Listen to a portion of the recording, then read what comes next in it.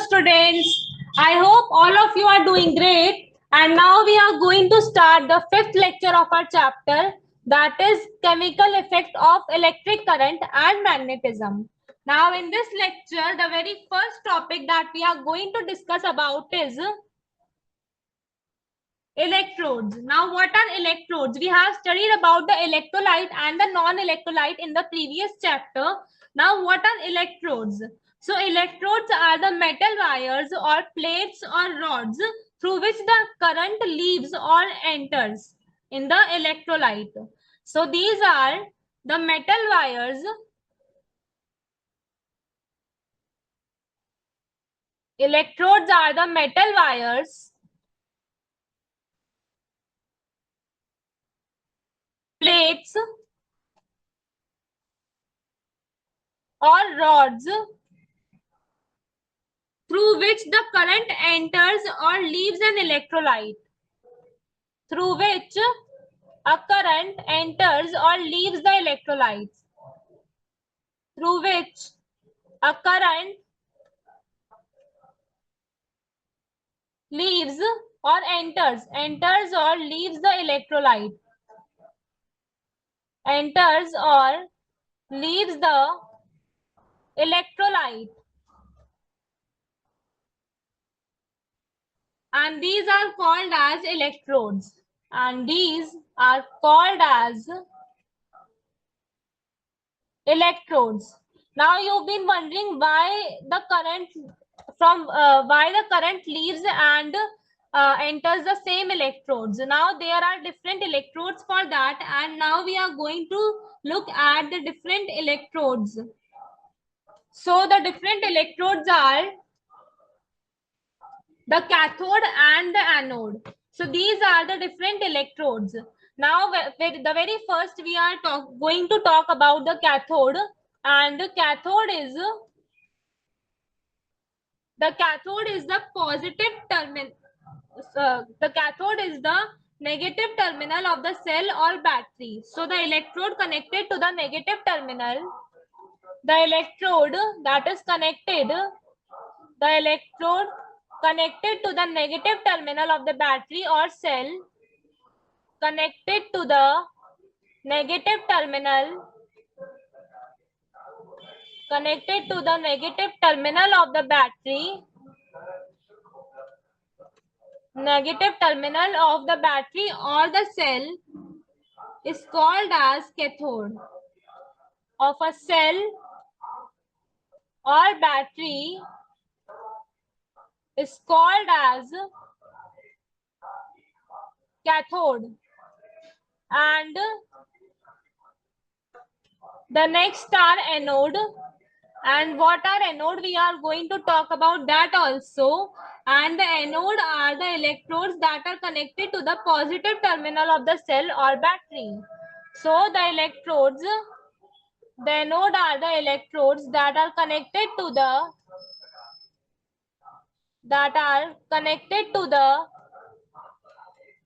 positive terminal of a cell or battery.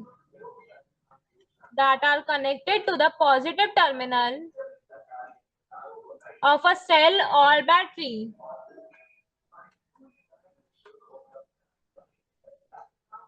That are connected to the positive terminal of a cell or battery, and these are called as anode. And these are called as anode. Now the next topic that we are going to look at is cations. So what are cations? First of all, we have to talk about ions. So ions are the electrically charged atoms or group of atoms in a chemical compound. So if we talk about cations, the cations are the positively charged ions. Cations are the positively charged ions.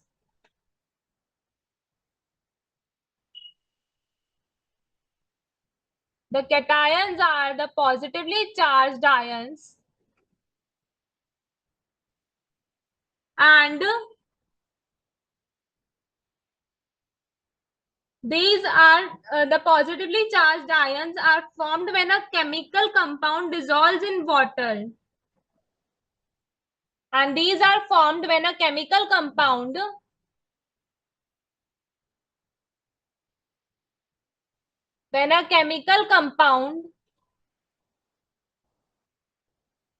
dissolves in water,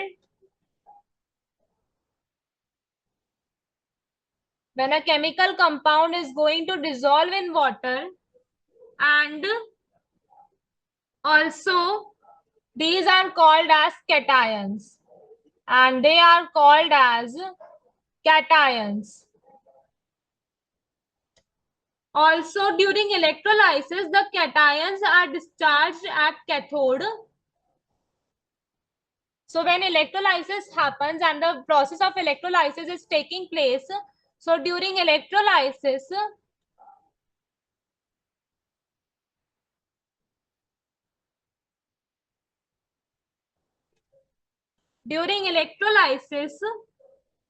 the cations are discharged at cathode. The cations are discharged and they are being produced. The cations are discharged at cathode.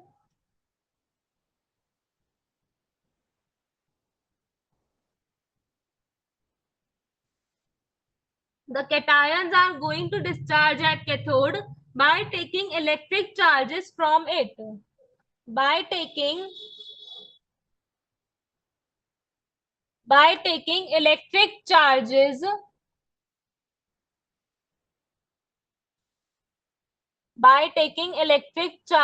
from it. And now the next type of ions that we are going to talk about are anions. And the anions are the negatively charged ions that are being formed. The anions are the negatively charged ions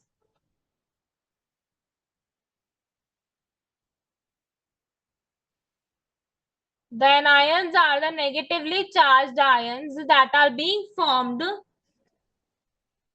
and they are formed when a chemical compound dissolves in water. When a chemical compound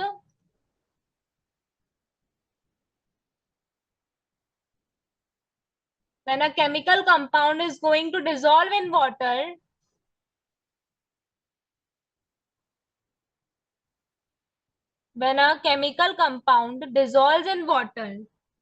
and they are called as anions. And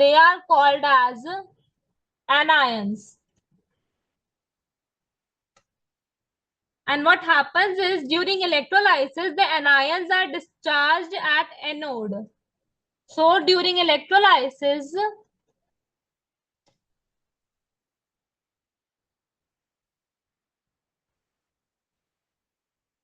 the anions are discharged at anode. The anions are discharged at anode by losing electric charges. Anions will lose the electric charges because they are negatively charged particles. So they are discharged at anode by losing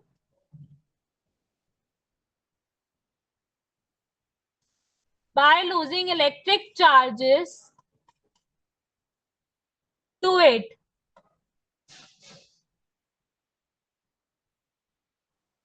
By losing the electric charges to it. Now, the next topic that we are going to look at is voltmeter. Now, what is a voltmeter?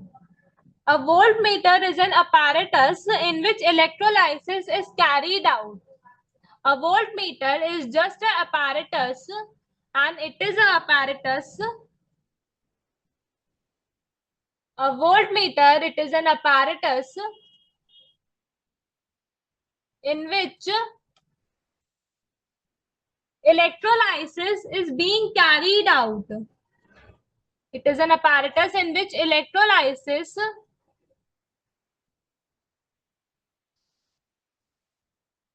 in which electrolysis is carried out.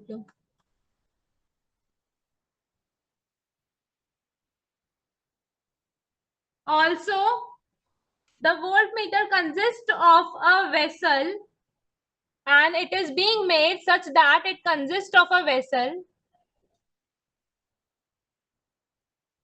and it is being made such that it consists of a vessel.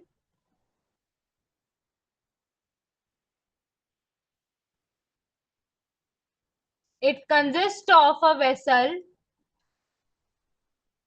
and two electrodes. An electrolyte is called voltmeter, and in this vessel, two electrodes and electrolyte is there, such that two electrodes and electrolyte is called voltmeter, and electrolyte is called voltmeter. I hope this is clear to all of you. Now, the next topic that we are going to look at is a very interesting topic, and it is used very widely, and the topic is electroplating. Now, what is electroplating? So, we are going to discuss the use of electroplating, that one of the uses of chemical effect of electric current is electroplating. It is a effect of chemical effect of electric current. So, one of the uses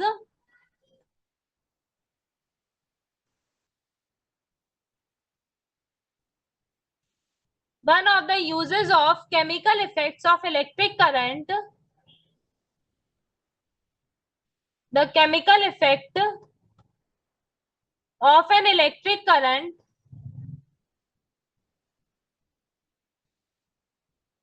one of the uses of the chemical effect of electric current is electroplating.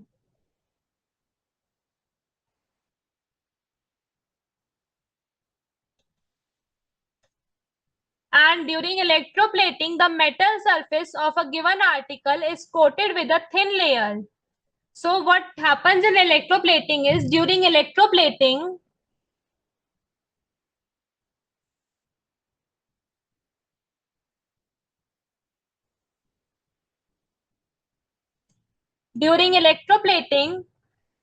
the metal surface of a given article, if we are given an article or any object, so the metal surface of the given article is coated with a thin layer of superior metal. So in electroplating, we are just covering a metal surface with a thin layer of metal with the help of electric current. So here the metal surface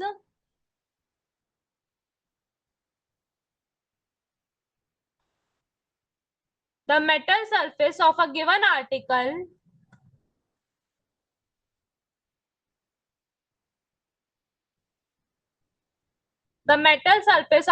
article is coated with a thin layer of superior metal.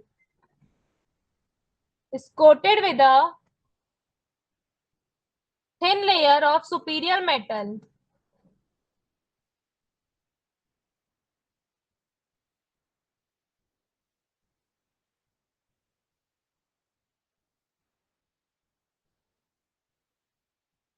So what happens here is that during electroplating, the metal surface is coated with a thin layer of a superior metal or a more useful metal with the help of the electric current only. So with the help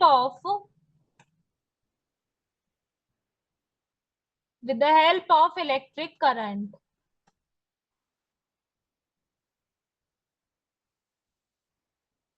Now, the main electroplating is done on the article of iron with the copper. Now we are going to discuss that how the electroplating is done. So how a thin layer of copper metal deposited on a given object. We are going to discuss that. So we are going to take the saturated solution of copper sulfate And the saturated solution of copper sulfate will contain the ions that are cations and anions. So the saturated solution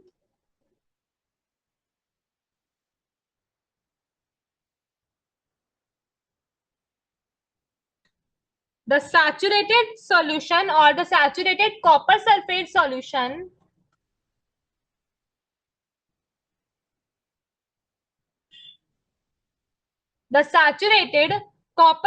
solution contains the following cations and anions. This will contains the following cations. This will contain the following cations and anions. So the cations are like, this contains the following cations, and the cations are, the positively charged cation are copper ions from copper sulfate solution. The positively charged ions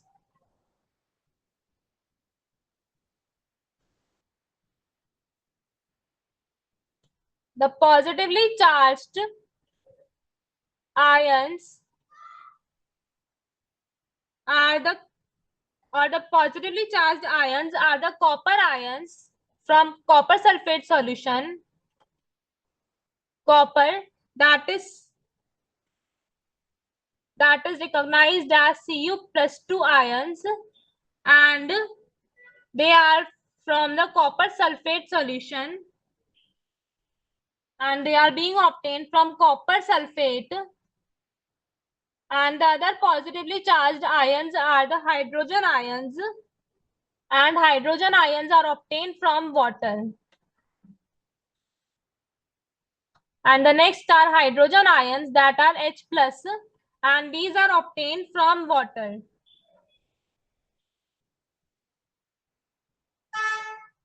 And the next are anions, and the anions are the negatively charged ions. So the negatively charged ions are the negatively charged ions, and they are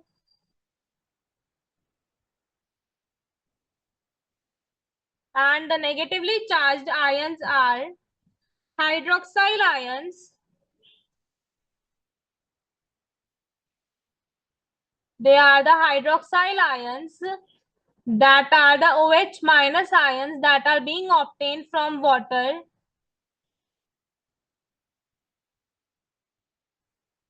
And the next are sulfate ions that are obtained from the copper sulfate solution. And sulfate ions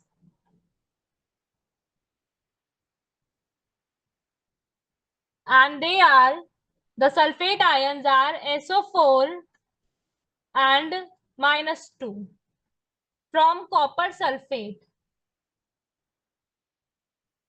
They are obtained from copper sulfate. Also, the next we are going to look at how a thin layer, now how the cations and anions we have studied, that what are the cations and anions. Now what happens when an electric current is switched on? So when an electric current is switched on, when the electric current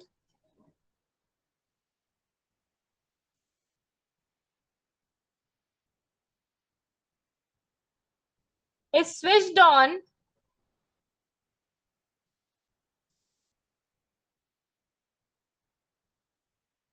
the cations start migrating towards the cathode and the anions start migrating towards the anode. So when the electric current is switched on, the cations and anions start migrating towards their respective electrodes.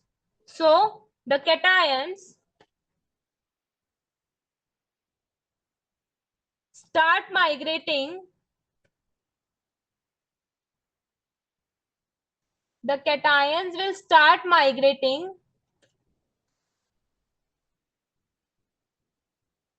towards the cathode,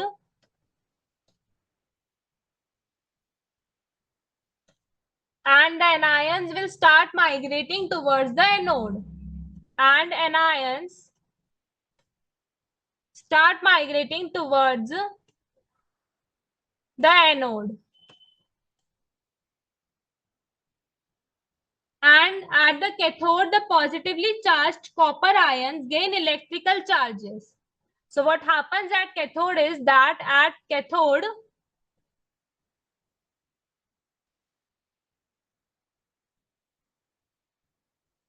cathode, the positively charged copper ions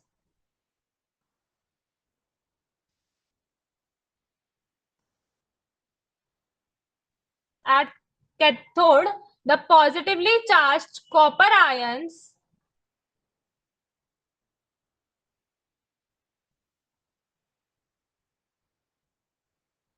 the positively charged copper ions will gain electrical charges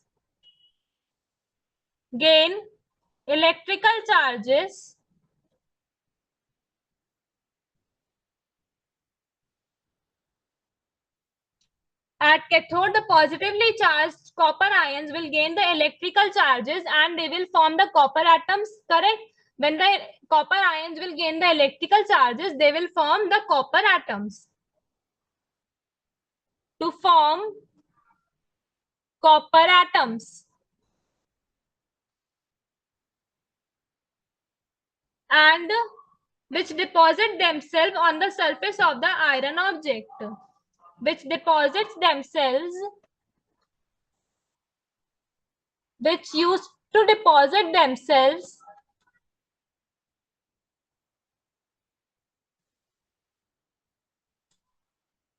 on the surface of the iron object. They deposit themselves on the surface of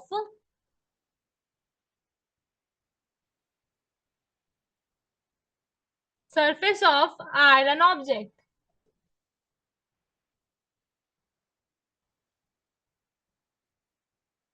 And thus a thin layer of copper is deposited on the iron object. When they deposit themselves on the iron object, this is how the thin layer of copper is deposited. So thus a thin layer of copper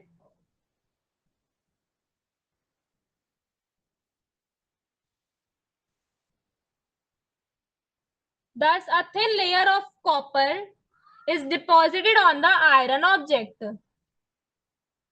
is deposited on the iron object,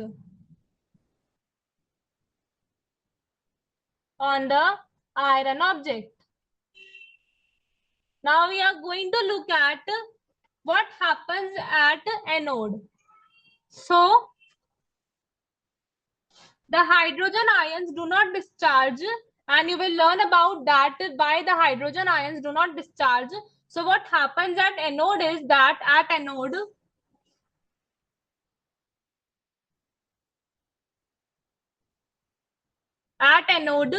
none of the negatively charged hydroxyl and sulfate ions discharge. So none of the negatively charged ions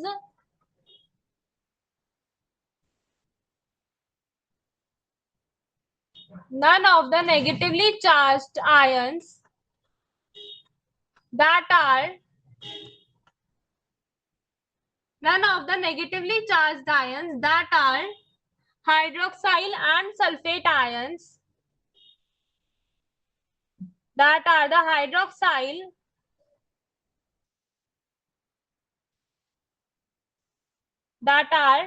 hydroxyl and sulfate ions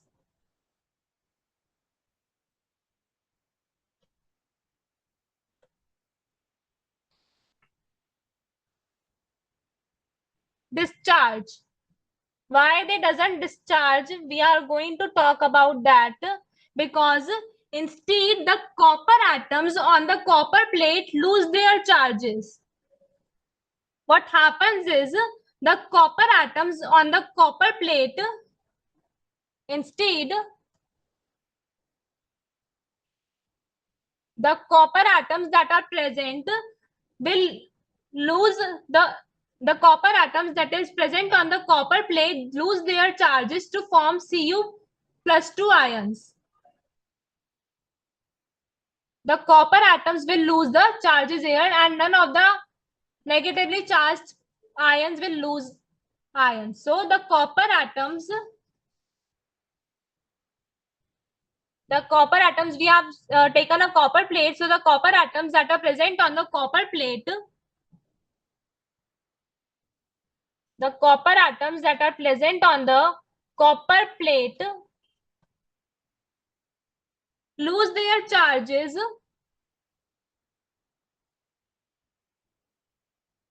They will lose their charges to form copper ions. To form copper ions that are Cu+2 ions and which enter in the copper sulfate solution. And they enter in the copper sulfate solution.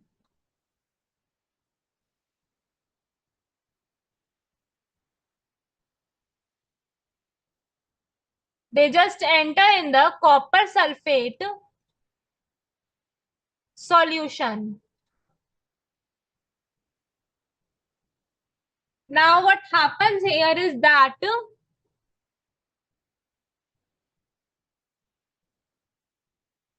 why do hydroxyl and sulfate ions not discharge on the anode? So you will study about that, and the reason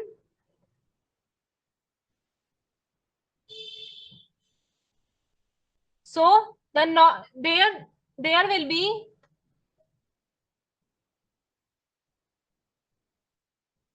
will be no discharge of hydroxyl and sulfate ions. There will be no discharge of hydroxyl, that are the OH minus ions. The hydroxyl, that are the OH minus ions that you obtain from water, and sulfate ions,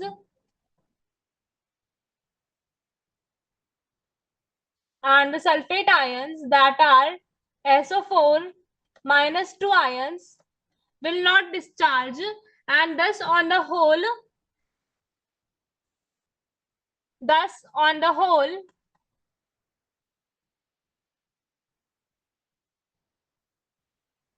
what happens is that the anode loses copper atoms to form copper ions. The anode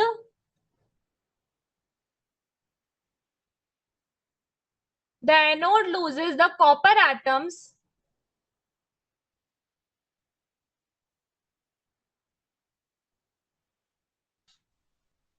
will lose the copper atoms to form copper ions,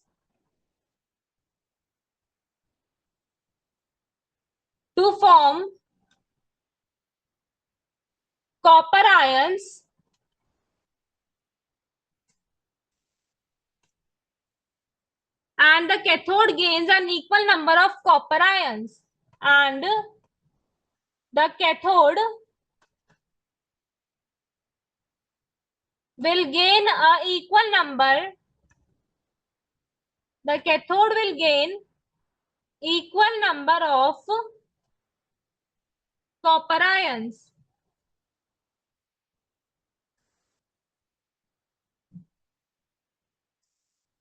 to form copper atoms. So this is how electroplating is done. And now the next topic that we are going to look at is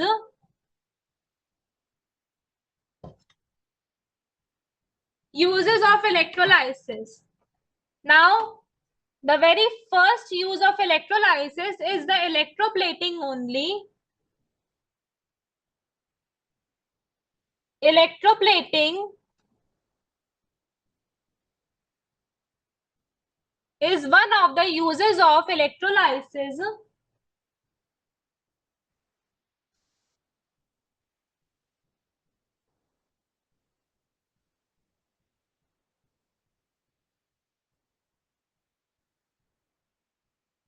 The electroplating is one of the uses of electrolysis.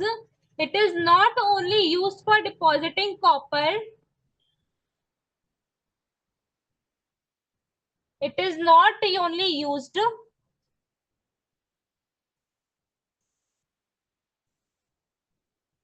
It is not only used for depositing copper.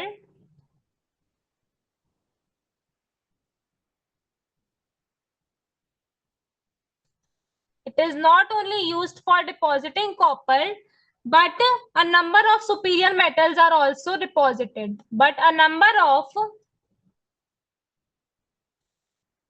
superior metals are also deposited.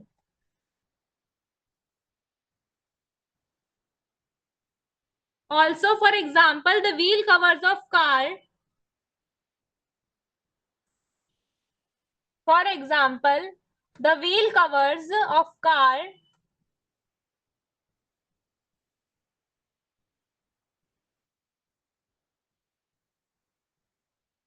the wheel covers of car, the handles of bicycles,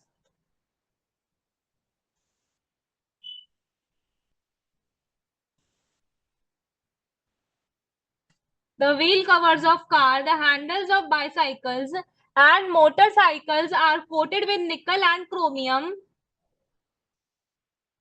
Bicycles and motorcycles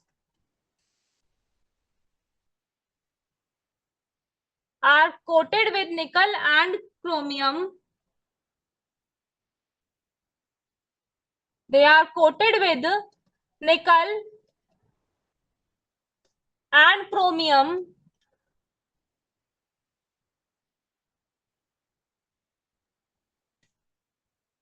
And also it gives a bright shining appearance. So it can give a bright shiny appearance. So it can give a bright shiny appearance.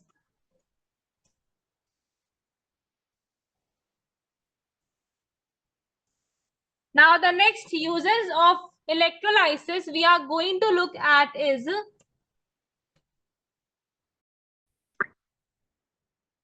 now the next uses that we are going to look at the uses of electrolysis are that similar to chromium and nickel, similarly silver and gold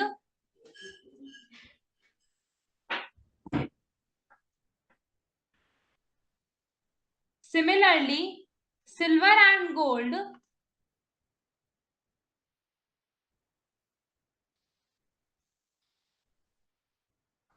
can be electroplated on copper and brass objects. Silver and gold can be electroplated. They can be electroplated on silver and gold can be electroplated on copper and brass objects. And brass objects. Also, cheap imitation jewelry which is being made by electroplated only. So the cheap imitation jewelry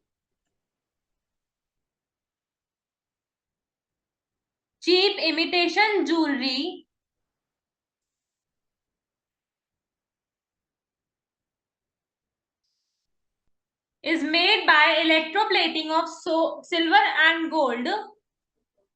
It is made by the electroplating.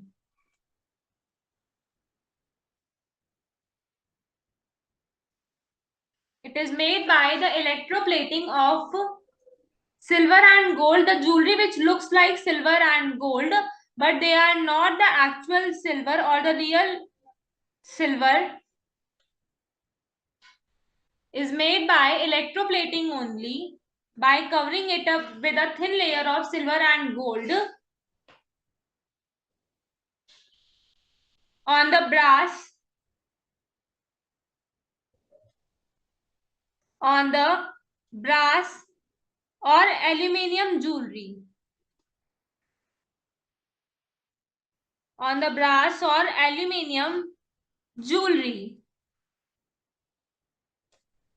Also, the next use of electroplating is that the process of electroplating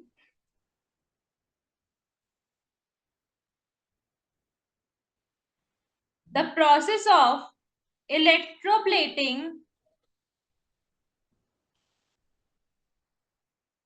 is also used to obtain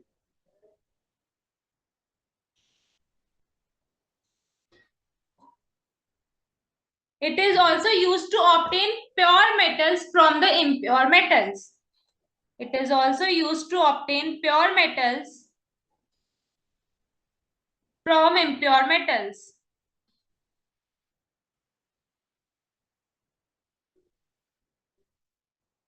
Pure from impure metals. And also the third use is that the process of electroplating is also used to extract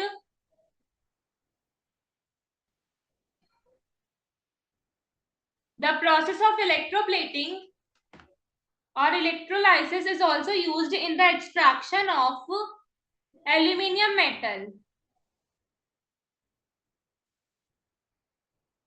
The process of electrolysis is used in the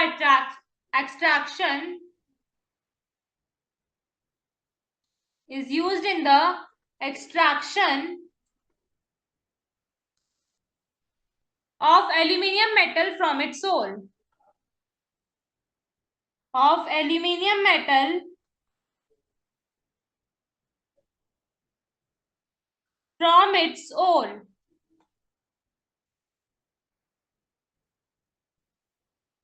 Now, the next topic that we are going to discuss about is primary and secondary cell. So, what are the primary and what are secondary cell? We are going to look at that. So, here one side we are writing primary cells and the next side we are writing secondary cells. And in a manner we are going to differentiate between primary and secondary cells. So the primary cells are the one in this cell, they can't be used once its chemical get used up. So primary cell, this is the cell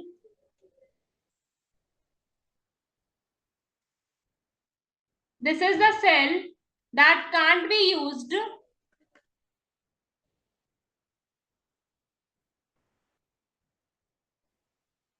primary cell is the cell that can't be used once its chemicals get used up.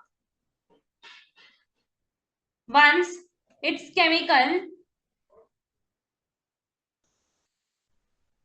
gets used up.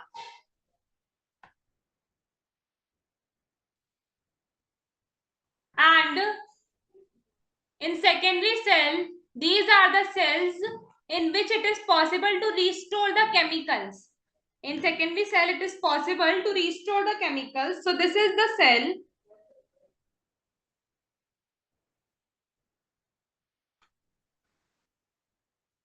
This is the cell in which it is possible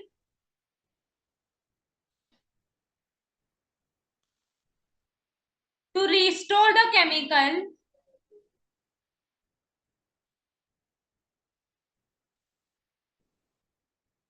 it is possible to restore the chemical present in the cell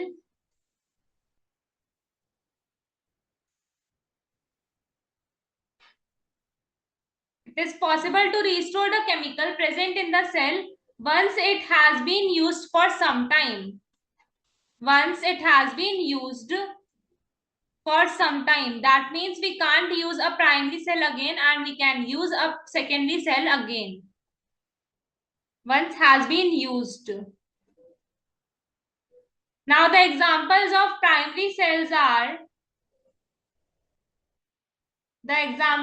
primary cells are Daniell cell, voltaic cell, and dry cell. And the examples of secondary cells are lead accumulator. Secondary cells, the examples is lead accumulator. Now, with this, the next topic that we are going to look at is what is charging. So the question is that what is charging? So the charging is when the current in the cell is passed in opposite direction, that is from its negative terminal to the positive terminal. When the current is passed in the opposite direction,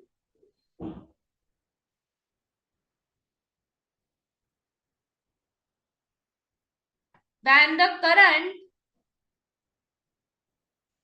in the cell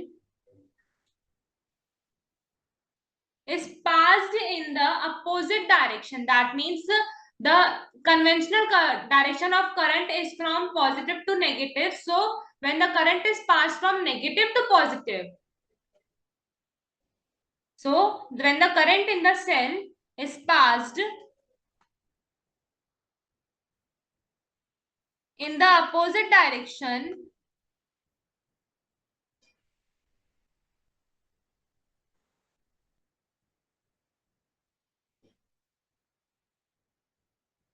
when it is passed in the opposite direction, that is from its negative terminal, that is from its negative terminal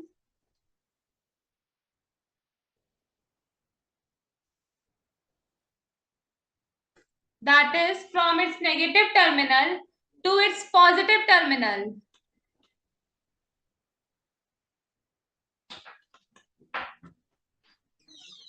From negative terminal to positive terminal,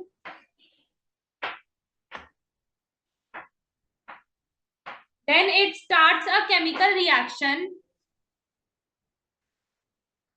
Then it starts a chemical reaction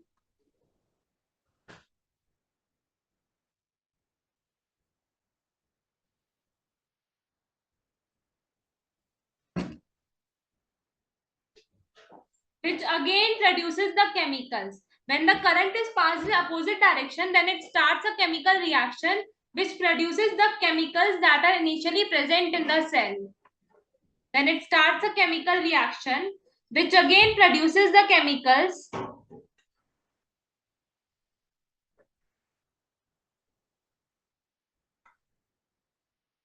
which again produces the chemicals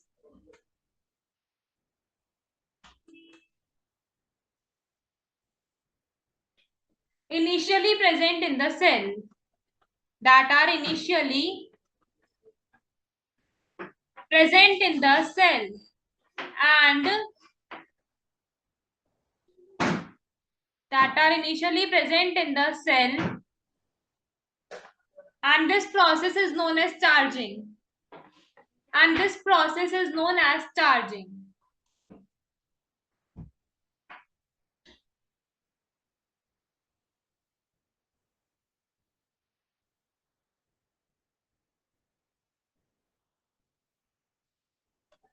I hope this is clear to all of you that when we pass the current in the opposite direction, the chemical reaction happens and it again produces the chemicals that are initially present in the cell. So this is known as charging. And now with this, we are going to end the lecture here only, and thank you everyone.